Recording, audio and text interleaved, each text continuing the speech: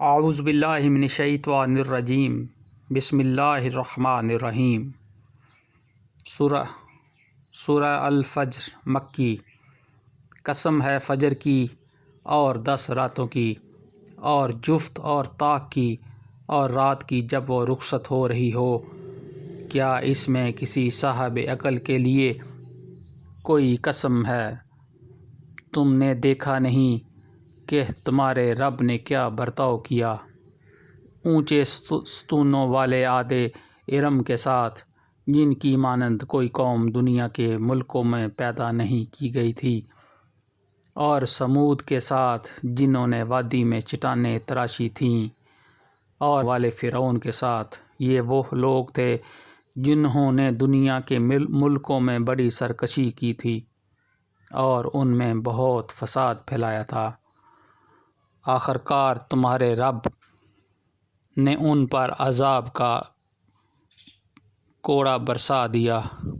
حقیقت یہ ہے کہ تمہارا رب گھات لگائے ہوئے ہے، مگر انسان کا حال یہ ہے کہ اس کا رب جب اس کو آزمائش میں ڈالتا ہے تو اسے عزت اور نعمت دیتا ہے تو وہ کہتا ہے کہ میرے رب نے مجھے عزت دار بنا دیا، اور جب وہ اس کو آزمائش میں ڈالتا ہے اور اس کا رزق اس پر تنگ کر دیتا ہے تو وہ کہتا ہے میرے رب نے مجھے ذلیل۔ ہرگز نہیں، بلکہ تم یتیم سے عزت کا سلوک نہیں کرتے اور مسکین کو کھانا کھلانے پر ایک دوسرے کو نہیں اکستے، اور میراث کا سارا مال سمیٹ کر کھا جاتے ہو، اور مال کی محبت میں بری طرح گرفتار ہو۔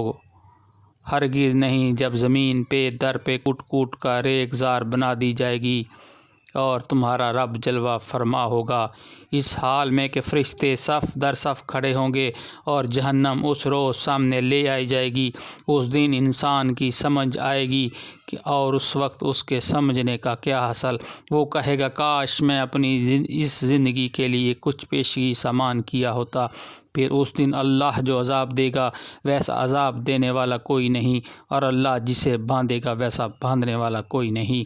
دوسری طرف ارشاد ہوگا، اے نفس مطمئن، چل اپنے رب کی طرف اس حال میں کہ تو اپنے انجام نیک سے خوش اور پسندیدہ ہے۔ شامل ہو جا میرے نیک بندوں میں اور داخل ہو جا میری جنت میں۔ صدق اللہ العظیم۔ اللہم اجرنی من النار، اللہم اجرنی من النار، اللہم اجرنی من النار۔ حسبنا اللہ و نعم الوکیل۔ یا حی یا قیوم برحمتک لا الہ الا انت سبحانک انی کنت من الظالمین۔ اللہم صلی علی محمد و علی آل محمد و اصحاب محمد و ازواج محمد۔